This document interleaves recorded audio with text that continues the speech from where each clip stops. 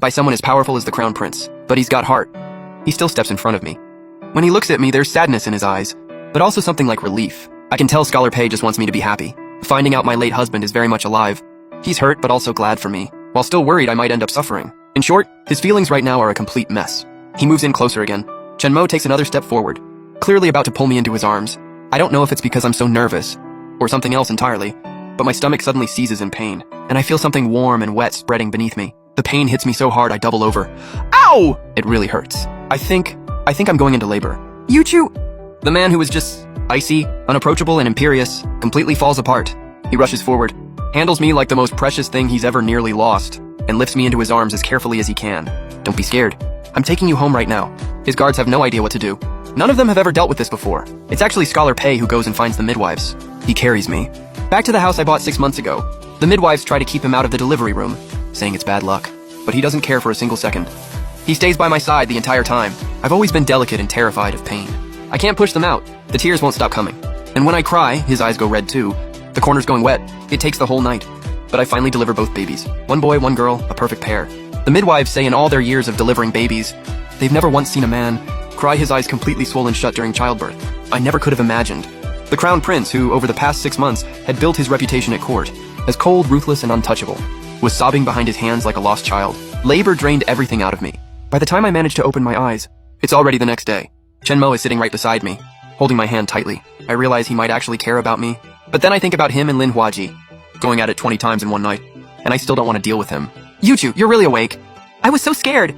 What a performer. I puff out my cheeks and give him the cold shoulder. But there are things sitting heavy in my chest that need to come out. So I shoot him a look and say flatly, stop performing. You don't actually like me.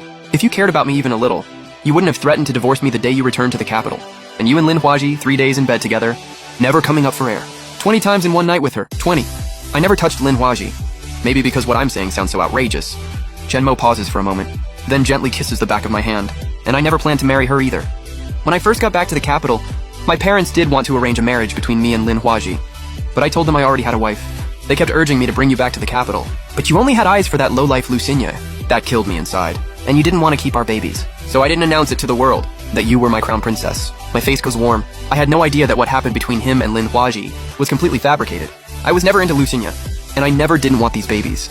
I was just scared you'd force me to take the abortion medicine. So I said I'd drink it myself when I got home. How could I ever force you to do that? Chenmo pulls me into his arms. I looked into it. It was Lin Huaji. She bribed a maid in the household and had poison slipped into the prenatal medicine I sent you. I've already made Lin Huaji pay for what she did. Thank God you were sharp enough not to drink it. Otherwise Chenmo! The arms holding me are trembling slightly. Even now, he's still shaken thinking about it. Something inside me completely gives way. I don't feel like being difficult with him anymore. You didn't like Lin Huaji. You're not allowed to like anyone else either. If you dare have feelings for someone else, I put on my most menacing face, then I won't like you anymore. Yuchu, say that again. Chenmo's fingers go stiff. He's staring at me, lit up, disbelieving. You like me? I like dogs. You mangy dog?